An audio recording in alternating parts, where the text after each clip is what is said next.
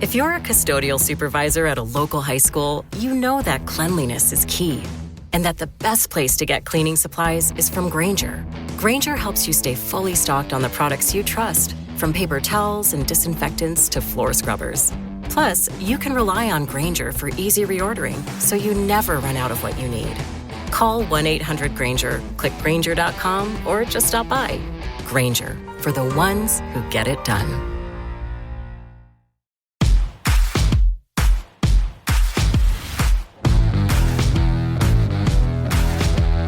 Welcome to the Dogs Podcast with your hosts, Blake Reneker, Justin Charles, and Josh All. Hey, what's up, Browns fans? Welcome back to another episode of the Dogs Podcast. Josh All, your host on a Wednesday after doing the Tuesday show yesterday. I don't typically do multiple solo shows a week, but this time around things are happening and we just need to talk about it. Plus, I got 4 voicemails from you guys yesterday afternoon that I thought, first of all the voicemails were very good. You guys brought up great points and asked some very good questions that I don't want to snub and push off until Thursday or just not even be able to do this week. I want to answer them and get that out there for you guys because I was happy to hear what you guys have to say. And we also need to talk about Shedeur Sanders. Obviously, we talked yesterday about how Mary Kay Cabot unofficially declared him to be the starter on Sunday against the Raiders. But now today it has been made official by the Cleveland Browns and Kevin Stefanski. So we're going to talk about all that too real quick. Probably a shorter episode today, but still just want to get these thoughts and everything out to you guys. If you want to be part of the Dog Pack and be part of the Discord live episodes, the next one will happen tomorrow, Thursday at 5 o'clock p.m. in the Discord. Go to jointhedogs.com, become an official Dog Pack member on the Patreon page. Help support the show. It's a great way to do that. If you're, if you like what we're doing, you like the content, you appreciate the show and all that stuff, want to help us grow and be a part of that, jointhedogs.com is the place to go. And then you can sync up the private Discord with your Patreon, all that kind of stuff. Get in to the 24/7 conversations happening in there with all of our diehard Browns fans. They're the best, and you guys are the best. We appreciate everybody tuning in to the show. Okay, so Kevin Stefanski's press conference today. I haven't listened, I didn't even read the transcript or anything today. All I know is I saw that he said that Shedeur Sanders will be the starter on Sunday in Las Vegas against the Raiders.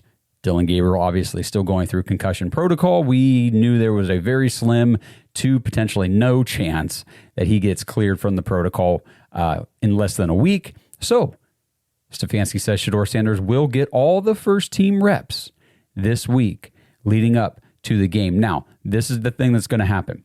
Bailey Zappi will be elevated to the active roster from the practice squad. He will be the QB2. Now, none of this was said, at least as far as I know. None of this was said. I'm just telling you logically, like, this is what's going to happen. He's going to get elevated. He will be the QB2 for the game on Sunday. If any reports come out this week that Bailey Zappi took any first team reps in practice, there is going to be a shitstorm like no shitstorms you have seen yet this season around Shedeur Sanders, because Sanders took no first team reps ever in all his time here in Cleveland. Never taken a first team rep. Specifically never taken a first team rep even when he was the QB2, despite Dillon Gabriel getting first team reps when he was the QB2. So for everybody who says, hey, the QB2 never takes first team reps, that's just not something NFL teams do. All 32 teams give all the reps to the QB1. Not true. Not true. The Cleveland Browns themselves gave first team reps to their backup quarterback earlier this season and then decided to stop doing that once Shedeur Sanders was the QB2. So this will be interesting. I'm not saying it's going to happen. I'm not saying those reports are going to come out. I'm just saying watch for it. If it happens, holy crap. But one other thing I want to talk about with Shedeur before I get to your guys' voicemails was the call-in, the report from Albert Breer to 92.3 The Fan the other day. I just put out a short video talking about this. But he is saying, from his understanding or from what he's been told, what he's heard, is that Kevin Stefanski reportedly told the offensive staff before the season, so this could be at any point over training camp or going all the way back to the draft, most likely in my opinion, that this year would be a scheduled redshirt season for Shedeur Sanders. So, if that's true, I posted this on X. It tells me a couple things. Number one, unless Kevin Stefanski or some team official told Albert Breer this, and this is like the team's official, they're coming out and they're reporting, and the Browns themselves are saying, hey, look, we planned for Shedeur not to really play this year. It was going to be a redshirt year. If that's not the case, if they're not the ones saying this, then it looks like the Browns have a leak. Looks like someone within the organization wants people out here to know that Kevin Stefanski never intended to play Shedeur Sanders this year, or he was going to get maybe the last game or two just to get his feet wet in the NFL. But as far as getting ample opportunity and playing time to really show what he can do, that was never in the plans as far as the head coach was concerned.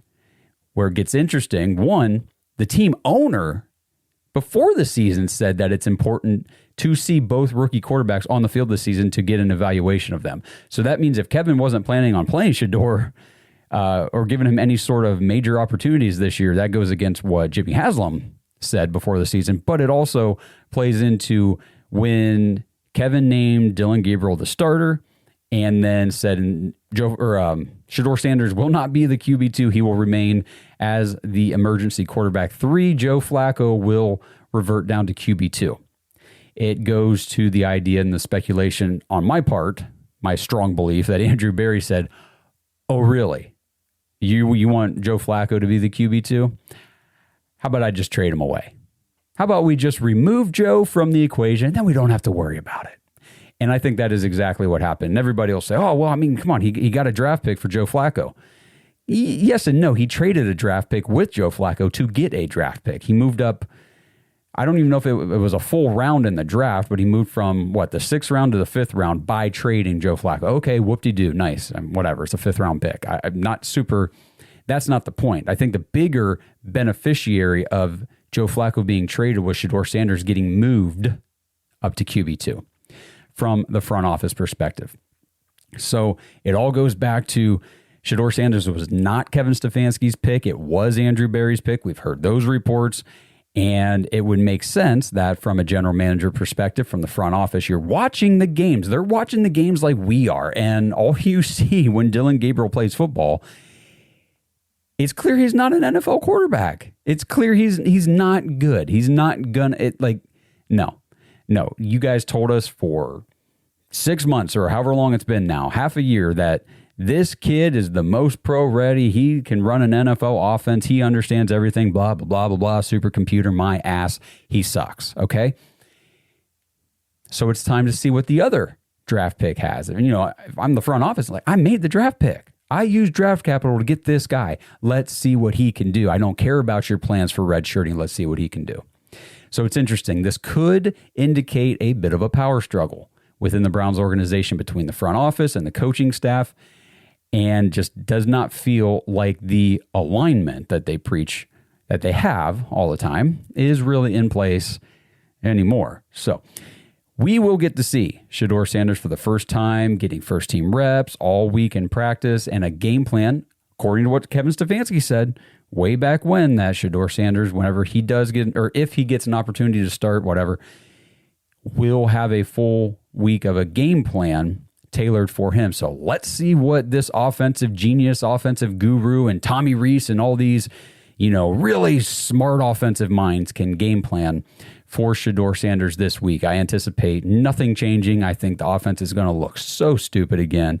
There's not going to be any special, pass protection, situations with the line or bringing anybody in to help. There's not going to be any short developing pass routes or quick, easy throws for him.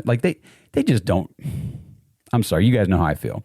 This offense is bad. It's stupid. I mean, it's bad because the players aren't very good, but it's also bad because the offensive scheme, the play calling, the design of everything, it doesn't benefit anybody. It's terrible. It's terrible. I know Blake likes to say that, you could put any quarterback in this offense or give, the offense to any coach could come in here with these players and it would all be the same. I don't necessarily agree. I don't think it would ever be great because of the players that are on the field and on the roster, but I do think that there are coaches out there who could get more out of this offense than what Kevin's getting out of them. You guys let me know what you think in the comments. That's my belief, and I am sticking to it. Okay, let's go to, I want to get this first voicemail played. Let's do Bobby. Let's get Bobby's voicemail in here first. He's got a unique perspective from being at the game against the Ravens this past Sunday. Hey, what's going on, guys? It's Bobby. Figured I'd leave another voicemail after my crazy screaming and yelling Sunday when Shedeur came in. I was really excited then, and I'm still excited now. Looking forward to see what he's going to do, but a couple things I wanted to touch on was I was super fortunate with my seats front row behind the Browns bench. You get to see a lot you don't see on TV, and it really sucked to see the offense come off the field after every drive, and everyone looks pissed off. No smiles. No one's happy. But obviously, what is there to be happy about? But especially seeing Judkins, man. Judkins after every drive was upset, slamming his helmet down. At one point, Stefanski was in Tillman's face, extremely frustrated. I don't know what happened. I wasn't too sure what happened, if anyone knows. But I don't know, man. There's a lot going on. Go Browns, baby. Hoo, hoo, hoo, hoo, hoo. All right, Bobby, thank you so much for that insight from the game, from when you were there and everything. The one question I would have, and if you're out there listening, you want to put it in a comment somewhere, I'll see if I can find it later. At what point in the game was Kevin getting in Tillman's face? Was it after, Shedeur threw the interception? Was it after one of the drives that ended in a sack?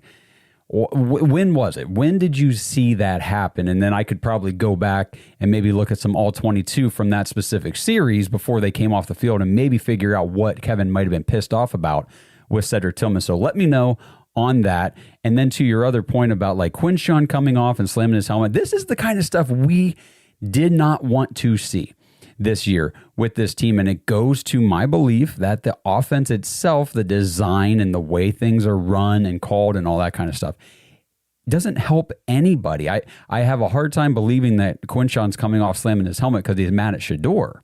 I think he's coming off because he's frustrated that no matter what we do, this offense can't do anything. And I'm frustrated watching it. As a fan, it's the same thing over and over, and it's been like that for years. And there's no way I want anything to do with this coaching staff moving into next year.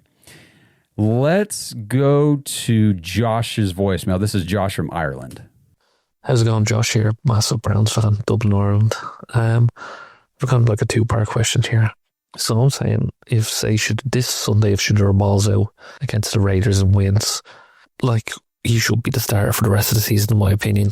And if so, if he won 3 games the rest of the season, do you think that would be enough to save Stefanski's job? Or do you think the decision's already been made that we're going to get a clean slate next year and a whole new regime? And 2, if Shedeur did win those games, do you think that would stop them from drafting a quarterback next year? Because personally, I'd rather see us invest in receivers and the O-line if Shedeur showed us something. Now, I am a Shedeur fan, and I do hope that's the case, because I know Sunday wasn't great, but I saw enough in a couple of those throws to get excited. I've seen more in those 2 quarters of football than we've seen from Dillon Gabriel in his starts. So yeah, they're my 2 questions basically. If he wins games, will he be the starter next year going forward, and will it save Stefanski's job? Thanks. All right, great questions, Josh. Appreciate coming all the way from Ireland. I love how international this podcast is, because that's how international Browns fans are. Browns fans are all over the world. And a lot of people outside of the fan base don't understand or realize just how robust, how widespread, and how loyal this fan base is. But I love you guys. You guys are the best. To get to your questions there, Josh, one, I would not anticipate Shedeur, quote unquote, balling out in Vegas against the Raiders. And that has nothing to do with Shedeur specifically. It's more the entire offense in general. It's the lack of offensive line skill. It's the lack of wide receiver ability, all that kind of stuff. And they have Max Crosby and all that.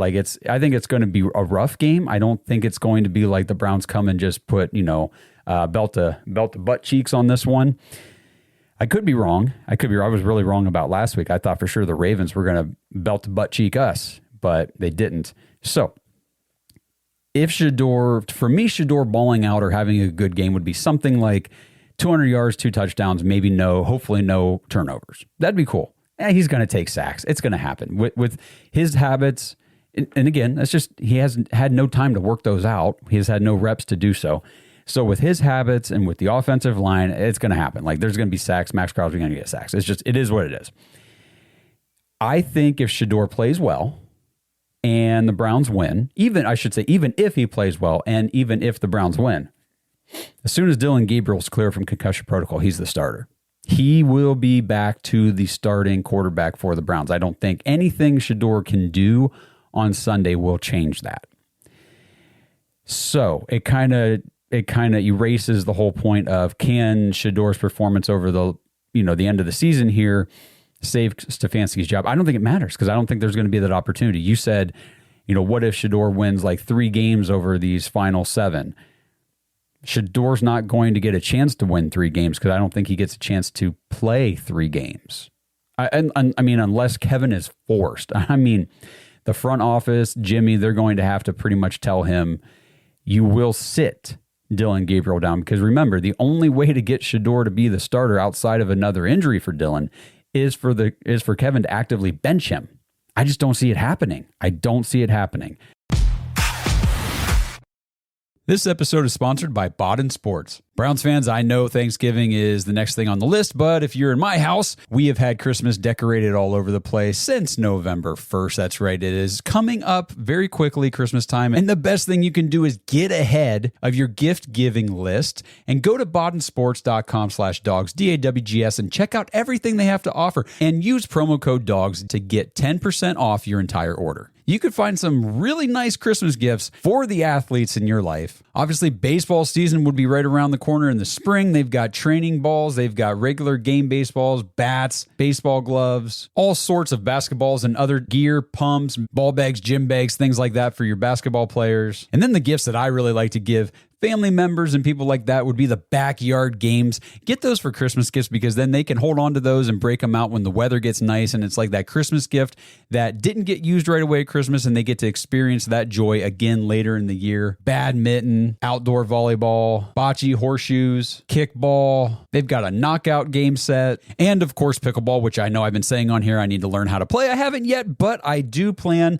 to learn at some point, and I will be getting my first pickleball set from Bodden Sports. So head over to boddensports.com/dogs and get 10% off your entire order with promo code DOGS, DAWGS, when you check out. That's Bodden Sports, BADEN sports.com/dogs.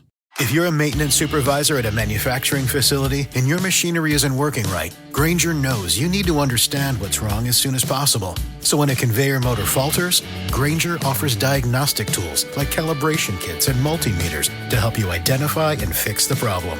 With Grainger, you can be confident you have everything you need to keep your facility running smoothly. Call 1-800-GRAINGER, click Grainger.com, or just stop by.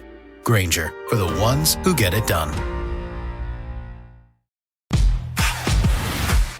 But your question about whether or not Shedeur's performance at any point can keep the Browns from drafting a quarterback next year in the first round, I think that has more to do with whether or not, so much if Kevin keeps his job, it has more to do with whether or not the front office keeps their jobs. Because if we roll into 2026 with the same front office and they invested all these draft picks this year in 25 to Dillon Gabriel and Shedeur Sanders, I think there would be a higher chance, a higher probability that the Browns will roll into 2026 with Shedeur Sanders as an experimental year. Let's give him a year and just see what it looks like. Let's start building the rest of this offense up. I think that is the only way that happens. If you get a new regime coming in here, if you get a new front office, a new general manager, I think the probability is very high that no matter what Shedeur does this year, I think it's very high that they draft a quarterback next year with the first round pick, because a new regime typically wants their guy. They want to install the quarterback that they scouted, that they identify, that they picked, that they want onto the roster. The only time you get regimes coming into teams, new front offices and things like that, and they don't mess with the quarterback position, it's like whenever you get new people coming in and you've got Justin Herbert. or you've got a Trevor Lawrence, a guy that they just paid massive contract money to last season, was a former number 1 overall pick, that kind of situation. Because we use the Browns as your own example here with this. Like, we got a whole new regime, a whole new front office, coaching staff that came in, and Baker Mayfield was already here as the quarterback, but he had not been handed any sort of major contractual obligation for them to keep him. And they didn't. They moved on the first chance they got to try to get somebody that they thought was their guy to run the offense and to be the franchise quarterback. Turned out it was a bad decision, a very bad choice, but that is what happened. That's what generally happens in the NFL. So I think a lot of Shedeur's future here really does depend more on the front office and Andrew Berry's, future here, if he has one, than it does Kevin. But that's just kind of my take on that. Next up, we've got Zach, or our, how we like to call him, Fake Burns. What's going on? I just wanted to answer Josh's question from the last podcast because I'm not able to join the live shows on Thursdays to preview the games because I'm at work. But if Shedeur has even just a slightly decent game and Gabriel gets cleared and he's declared the starter after Sunday, I genuinely think that is coaching malpractice. I know we've talked about it many times and we're kind of throwing that around, but I mean, that would just be ridiculous. And this is coming from someone that was a huge Stefanski supporter even a month ago. I think that would be the final foot in the grave in terms of his job and career as a head coach with the Cleveland Browns. I don't think Gabriel should see the field for the rest of the year, even if Shedeur has a slightly above average game because of the amount of prep time he's had in comparison to Gabriel. And that's not a shot at Gabriel at all. It's that I am just ready to see something different. I don't think Gabriel's the answer. With that being said, I think it would be an awful look on us fans if Gabriel does go back in the following week and we boo him out the building, because that's not his fault. He's a young kid wanting to play football. At the end of the day, he wants to win for the Browns, and I can appreciate that without booing him out of the stadium. But Stefanski, on the other hand, if we could show we're unhappy with him in that sense, I think that would be better. But go Browns. Hoo-hoo. To be fair, Mr. Fake Burns, Zach, I think a lot of the boo birds that you hear at games now, different scenario for when Deshaun Watson was playing, because I think fans were genuinely booing him. But I think for the most part, when you get the boo birds out at any NFL game, like I watched some games, last Sunday before the Browns played, and there were boos raining down at home stadiums from home crowds. And it wasn't necessarily like, boo, we hate our quarterback. It's, boo, what you're doing on offense right now as a team blows. You guys suck. And I think that the boo birds are generally directed at Kevin Stefanski and this whole like Browns regime, because nobody's booing. Well, I shouldn't say nobody. I don't think many people are actually booing Dillon Gabriel. It's more so booing Kevin Stefanski because he's putting Dillon Gabriel on the field. I say it all the time. I like Dillon Gabriel. I think he's a good guy. I don't want him playing quarterback for my team. So if I'm at the game, I'm going to boo whenever he throws a ball into the dirt because he has no arm strength. But I'm not booing Dillon. I'm booing Kevin for putting Dillon on the field for my team. Sick and tired of it. Just like it sounds like you are. And to kind of go to what you were saying, I already covered this, but even if Shedeur has an above average game against the Raiders, as soon as Dillon's healthy, he's back to the starter. I will be shocked. I will be shocked. And it doesn't mean it can't happen, but it will floor me if Dillon is healthy next week for the 49ers at home and they continue to stick with Shedeur as the starter. That'll be crazy to me, but we'll see. We will see what happens. And now I got the final voicemail. We're going to wrap things up after this. Like I said, a little shorter episode today. This one is from Justin in Jersey. Hi, Dog Podcast. It's Justin from Jersey here again. I just want to hop on here real quick, kind of midweek. I keep seeing all these posts regarding, these mock drafts, like, we're mocked to draft another quarterback. Like, I just don't understand it. Like, the formula is so simple. It's not even funny. Shedeur, start him the rest of the season. All off season and training camp, Shedeur. He gets all the first team reps with all the receivers, and that's it. You start him next season. We don't need to draft a quarterback. What we need to do, draft 2 badass wide receivers in the first round next year with our 2 first round picks, There you go. You got 2 first-round draft pick wide receivers, Shedeur Sanders and Quinshon Judkins. Problem solved. Anyway, let's see what happens. They'll probably screw this up. Ooh.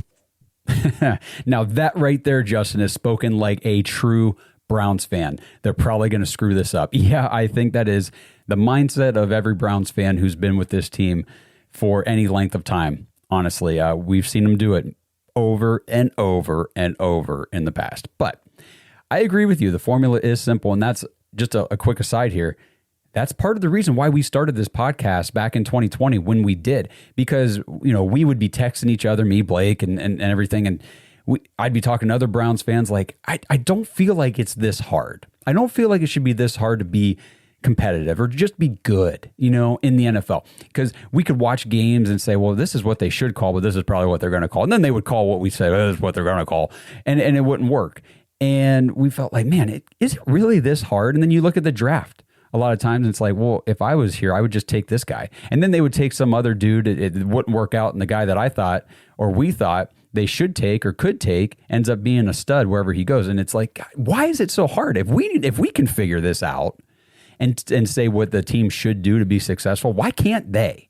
So I am with you that the recipe should be simple for this. And I said it on the show before. Roll into 2026 with Shedeur Sanders as your starter. Use those first round picks on a receiver. And I'm with you a little bit on the 2 receivers, kind of double tap the position, all that kind of stuff. But we really do need an offensive tackle. And I think, and again, I haven't done any draft prep yet. Obviously, the college football season's still going on. Once we get into that part of the year, the draft season, I'll really dive into and focus on these positions that the Browns desperately need. And we will see who's projected to be available where when we got draft, ordering, kind of finalized and all that stuff. I think we need offensive tackle in a dire way. I think we definitely need wide receivers. And the thing to remember is we do have 2 first-round picks, and we will have a very early second-round pick as well. So we will have 3 picks, probably in the top 35, 36, 37 picks. That's pretty good. You got to hit on all 3 of them. So for me, wide receiver seems so important to take in the first round, because once you get out of the first round in that top level of talent each year, you're really taking dart throws.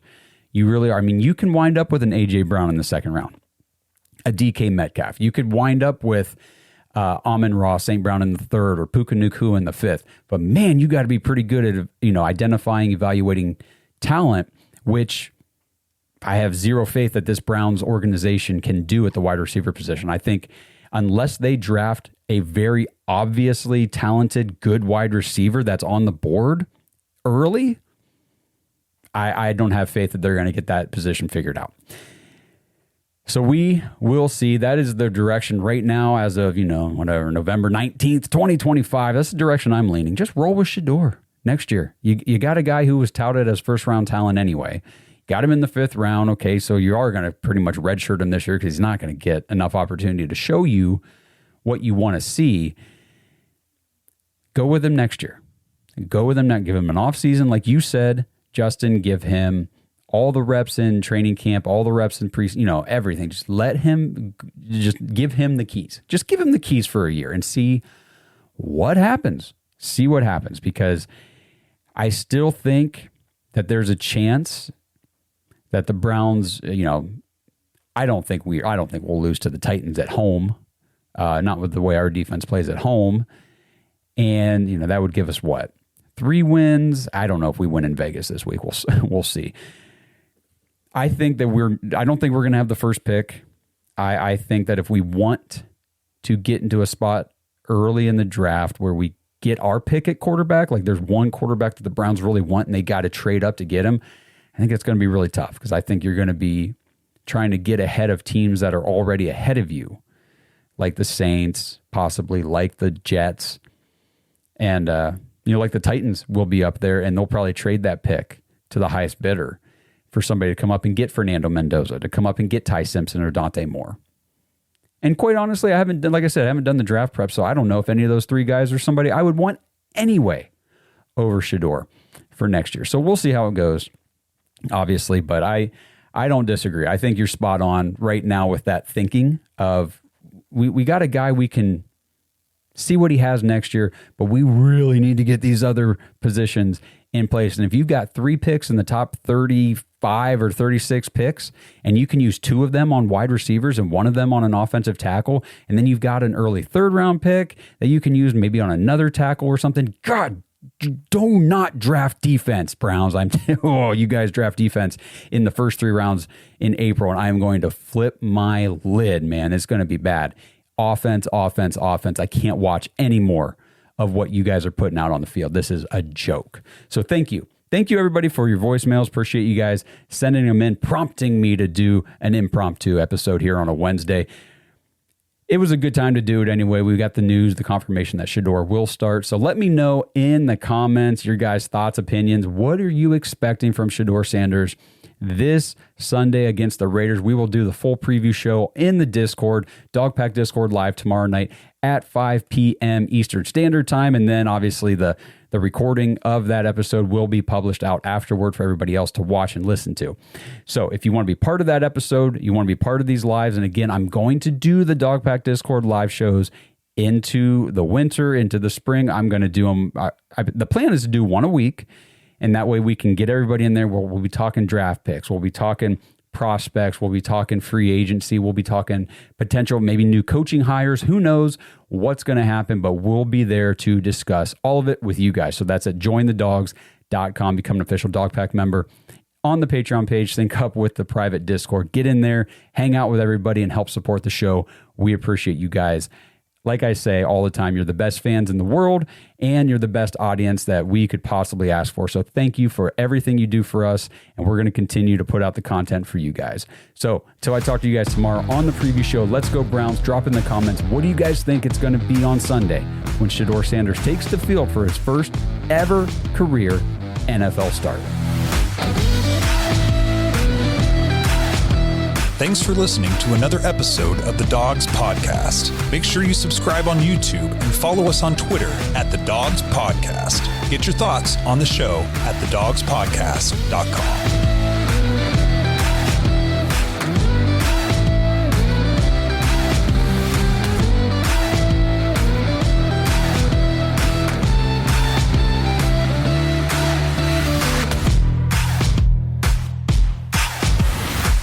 This episode is sponsored by ISSA. Browns fans, if you're into health and fitness, have you ever wondered how you could maybe turn those hobbies and your passion into an actual career? If that sounds interesting to you, then ISSA has the opportunity you've been looking for.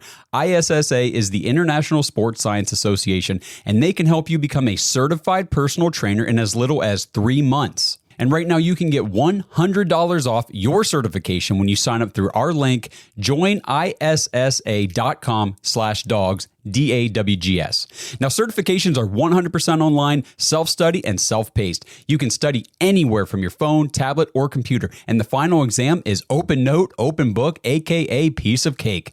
Except you fitness nuts probably don't eat a ton of cake, so let's just call it a piece of delicious protein bar. And ISSA has the #1 job guarantee in the industry. If you get certified and sign up to be a certified trainer with ISSA, you have a job guarantee or your money back. ISSA has over 10,000 gym partners that have over 73,000 open jobs for trainers right now. And you don't need a 4-year degree or a 2-year degree. You just need your certification to qualify for these jobs. So what are you waiting for? With certification this simple, there's no excuse not to pursue your passion and become a certified personal trainer today. Get $100 off your certification at joinissa.com/dogs. You've wanted to make a change long enough. Now it's time to do something about it. That's joinissa.com/dogs for $100 off your personal trainer certification.